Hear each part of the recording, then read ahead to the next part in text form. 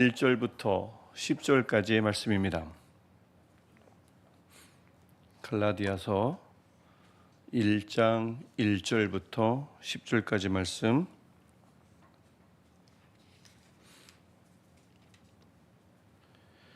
우리 1절부터 10절까지 우리 한 절씩 교독하고 마지막 절 10절 함께 읽도록 하겠습니다. 사람들에게서 난 것도 아니요 사람으로 말미암은 것도 아니요 오직 예수 그리스도와 그를 죽은 자 가운데서 살리신 하나님 아버지로 말미암아 사도된 바울은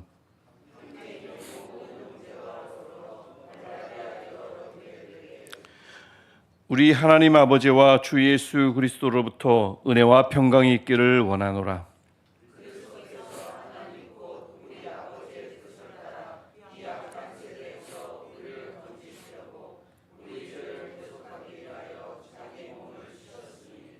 영광이 그에게 세세토록 있을지어다. 아멘.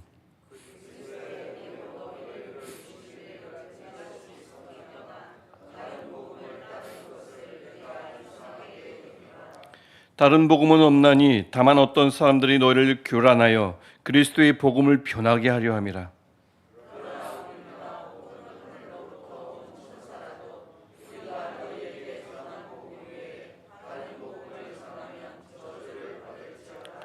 우리가 전에 말하였거니와 내가 지금 다시 말하노니 만일 누구든지 너희가 받은 것 외에 다른 복음을 전하면 저주를 받을지어다. 이제 내가 사람들에게 좋게 하랴 하나님께 좋게 하랴 사람들에게 기쁨을 구하랴. 내가 지금까지 사람들의 기쁨을 구하였다면 그리스도의 종이 아니니라. 아멘. 오늘도 우리 어제 나눴던 말씀처럼 말씀을 가지고 하나님 앞에 나올 때 하나님만이 주시는 치유, 하나님만이 주시는 회복의 은혜가 있기를 주님의 이름으로 축복합니다. 오늘부터는 우리가 이제 갈라디아서, 구약에서 신약으로 넘어와서 갈라디아서를 읽을 예정입니다. 다음 주도 마찬가지고요. 이 갈라디아서는 바울이 이방 땅인 갈라디아의 교회, 갈라디아에게 복음을 전하면서 세워졌던 교회를 가리킵니다. 여기서 이제 갈라디아 교회로 되어 있지만 교회들이고요. 그래서 이 갈라디아 지역에 교회들에게 보낸 편지가 갈라디아서죠. 쉬운 내용입니다. 그 교회들은 사도 바울이 목숨을 걸고 복음을 전해서 세워진 교회들이었습니다. 사도 바울의 개인적으로 애착이 굉장히 많이 가겠죠. 근데 다른 서신에 비해서 이 갈라디아 교회들에게 보낸 편지, 이 갈라디아서 앞부분이 다른 편지에 비하면 좀 독특합니다. 1절에 자기를 소개하는 인사말이 우리가 읽었는데 보면 로마서는 사도 바울이 가본 적이 없는 교회이기 때문에 서두가 깁니다. 자기를 소개하는 글이 길 수밖에 없어요. 자기를 모르니까.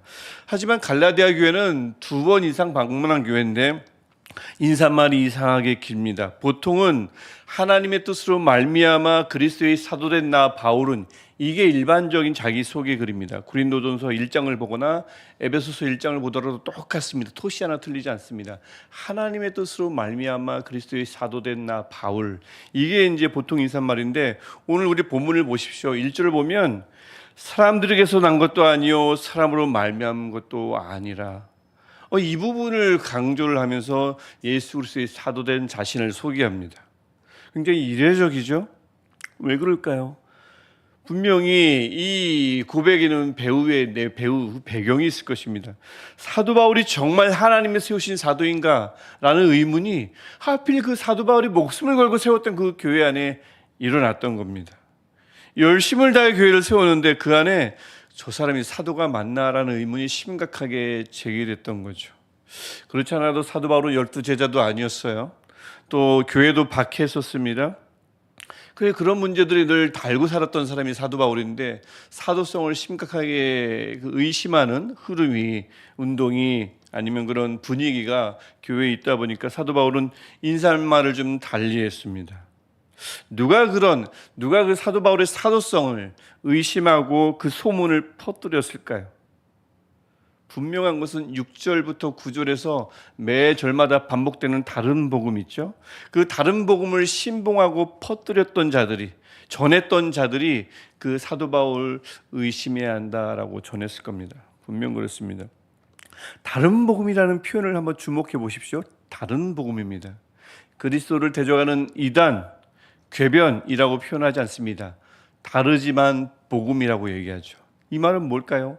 예수 그리스도를 부정하지 않은 말이라는 뜻입니다. 그건 당연한 거죠. 교회에서 예수 그리스도를 부정하면서 어떻게 뭘 전할 수가 있겠어요? 전혀 교회 안에 발을 붙일 수도 없겠죠. 예수 그리스도는 전했습니다. 근데 여기서 말하는 다른 복음이란 제가 수요 바이블 아카데미 때도 말씀드렸던 유대주의자들이 전한 복음입니다. 예수님에 대해서는 당연히 가르쳤어요. 그거는 뭐 필연입니다. 필수적인 요건이죠. 하지만 예수를 믿으려면 이들이 어떻게 가르쳤냐면, 그래서 예수를 믿고 이 약한 세대에서 건짐을 받으려면 먼저 유대인이 돼서 유대인답게 살아야 한다고 전했던 것입니다. 이 구체적인 내용은 2장에서 슬슬 이제 불거지는데, 특별히 다음 주 월요일에 볼 갈라디아서 2장 11절 이후부터 본격적으로 얘기가 나옵니다. 유대인답게 살아가는 표현 자체가 그대로 나오죠. 2장 11절 이하에. 그래서 예수를 믿고 나서도, 믿을 때도 마찬가지고 믿고 나서도 마찬가지로 유대인으로서 유대인답게 살아야 한다고 이방인들에게 가르쳤던 복음이 바로 이들이 가르쳤던 다른 복음입니다. 예수를 믿기 위해서 유대인이 된다, 유대인답게 산다라는 말은 무슨 뜻일까요? 당시 말입니다. 사실 오늘날도 크게 다르지 않습니다만, 일단은 몸에는 율법에 따라 할례를 반드시 행해야 합니다. 이방인이고 뭐고 상관없어요. 할례를 행해야 합니다. 그래야 유대인이 됩니다. 또 안식일 당연히 지켜야 합니다. 유대인 달력을 써야 합니다. 절기를 유월절, 속죄일 등을 포함한 모든 유대교 절기를 지켜야 합니다. 예루살렘은 여전히 하나님이 계신 거룩한 장소, 영원한 성지입니다. 이걸 믿어야 돼요. 또 유대인과 이스라엘은 하나님의 거룩한 백성입니다. 그러니까 어떻게든 그들이 돼야 되는 거죠. 거룩한 백성이므로 이 유대인들은 무슨 짓을 잘못해도, 어떤 일을 해도 늘 오르며 늘 계속 그들을 옹호해야 하고 그들을 긍정해야 했습니다.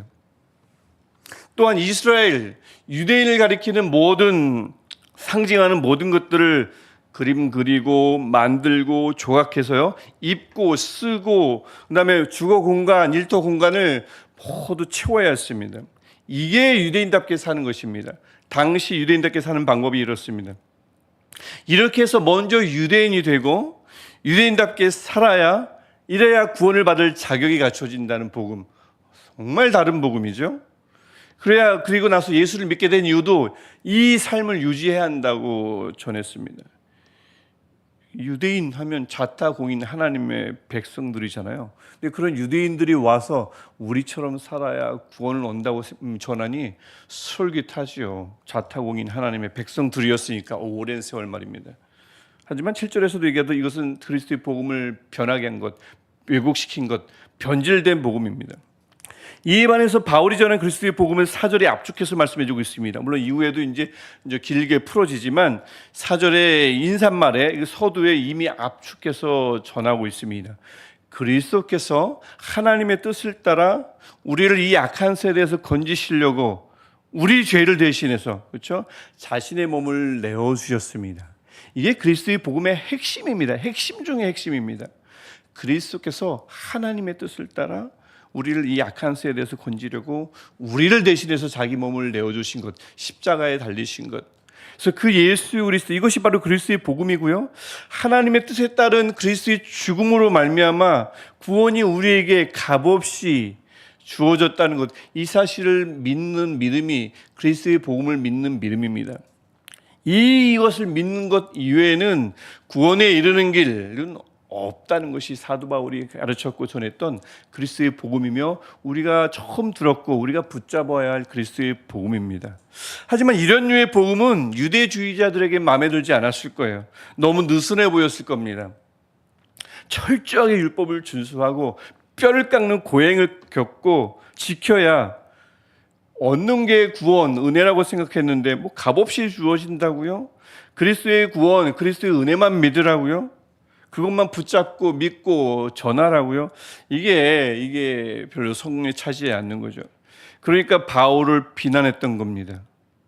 저 바울은 갈라디아 교인들, 너희들 귀에 듣고 싶은 것, 귀를 즐겁게 하는 것만 전하느라고 어려운 것 싹 빼고 값싼 복음만 전했다라는 비난을 분명히 했을 겁니다. 그래서 10절에서 반응을 하는 거고요. 또 다른 비난은, 그러니까 바울은 사도가 아니라는 겁니다. 하나님이 세운 사도가 아니라 사람의 귀를 신경 쓰는, 사람을 어떻게 하면 이 복음으로 살살살 긁어서 즐겁게 해줄까? 이것을 고민하는 사람의 종이지 그리스도의 종, 그리스도의 사도는 아니라고 비난했던 겁니다.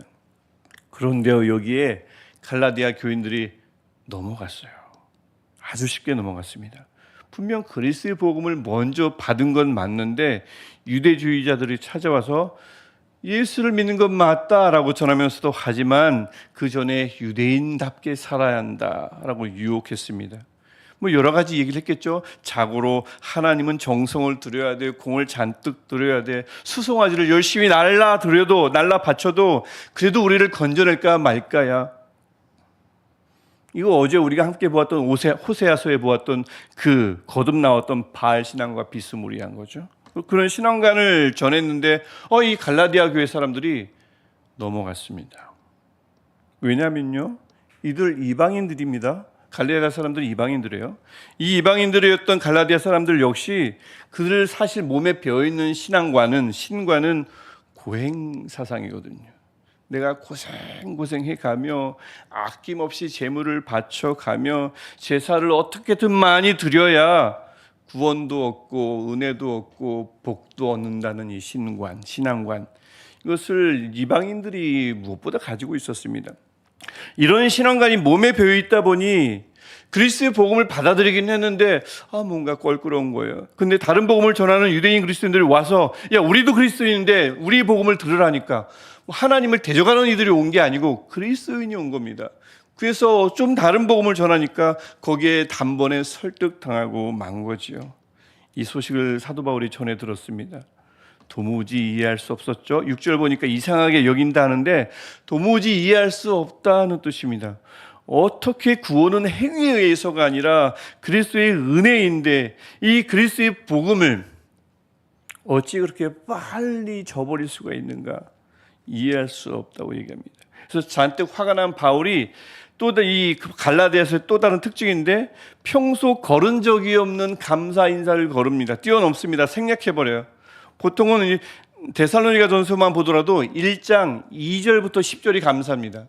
소개를 하고 났으면 하나님의 너희를 향한 하나님의 사랑에 너의 그 믿음의 그 진보에 감사, 이런 감사 내용이 쭉 나오기 마련인데 여기에만 감사가 없습니다. 화가 났거든요. 그리고는 계속해서 선포합니다. 7절에서 그런 변질된 다른 복음은 존재할 수 없다고. 그 다음에 8절과 9절에서 우리든 누구든 설령 천사라도 다른 복음을 전하면 저주를 받을지어다 라고 하고 저주를 2번이나 강력하게 선포합니다. 평소 사도 바울답지 않죠? 그리고 1절에서는 나는 하나님의 뜻에 따라 시험받은 그리스도의 사도 종임을 강조했었죠. 그 다음에 10절에서 변증합니다. 그가 복음을 전할 때 유일하게 신경 썼던 부분이 어떤 부분인지를 증언하는 거죠. 10절 사도 바울이 복음을 전할 때마다 무엇을 신경 썼을까요? 우리 다시 한번 함께 한 목소리로 읽어보겠습니다. 시작.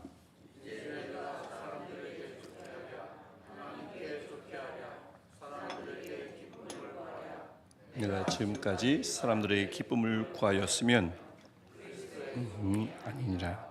아멘. 여러분 이 말씀 좀 유의해야 합니다. 그리스도인들은 일상에서 다른 사람들의 기쁨, 즐거움을 나몰라라 해도 되는구나. 오직 하나님의 기쁨만 생각해구나. 그런 말은 아닙니다. 일상에서 그런 사람들의 기쁨, 즐거움, 선호를 무시하라는 말씀이 아닙니다. 그러면 안 되죠. 사람들을 기쁘게도 하고 즐겁게 해야 합니다. 여기서 말하는 이 의미는 제가 처음에 언급했듯이 복음을 전할 때요. 이 복음의 내용을 선택할 때요. 이 복음으로 사람을 기쁘게 할까? 하나님을 기쁘게 할까? 하나를 선택해야 할 때 무조건 하나님을 기쁘게 하는 내용을 선택했다는 말씀입니다. 복음의 내용을 정할 때 그의 기준은 하나님이 기쁘시게였다는 말입니다. 이 복음을 전할 때 사람들의 마음이 불편하면 어떡하지? 소용없어요. 그의 삶은 그들의 모든 그 사도 바울의 일상은 사람들을 기쁘게 하는데 초점이 맞춰졌을 겁니다. 하지만 복음을 전할 때는 달랐습니다. 하나님을 기쁘시게 하는 거였죠. 그래서 사도 바울은 사람의 마음을, 갈라디아 교인들의 마음을 어떻게 하면 기쁘게 할까 싶어가지고 복음의 내용을 변질시킨 적이 없다고요. 그 유대주의자들의 그 비난은 오류라는 겁니다. 잘못이라는 겁니다. 사도 바울은 한 번도 복음의 내용을 변질시킨 적이 없으며 정말 그 복음을 변질시킨 자들은 그들 유대주의자들이라는 얘기죠. 여러분, 우리 수요일에 함께 본 빌립보서 3장 10절에서 16절 말씀 기억나시는지 모르겠습니다.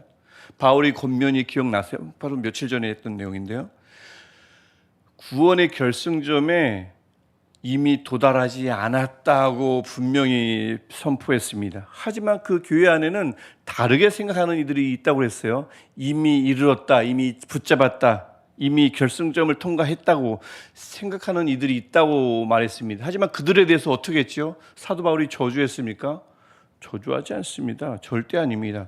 다 얻었다 하는 이들, 분명히 잘못된 생각이지만 그 부분에 대해서는 하나님이 바로 잡아주시기를 구했고요. 그 과정에 또 하나님이 바로 잡아주시기 전까지 설령 입장이 다르고 생각이 다르더라도 같이 나란히 서서 걷자고 했습니다. 관대했습니다.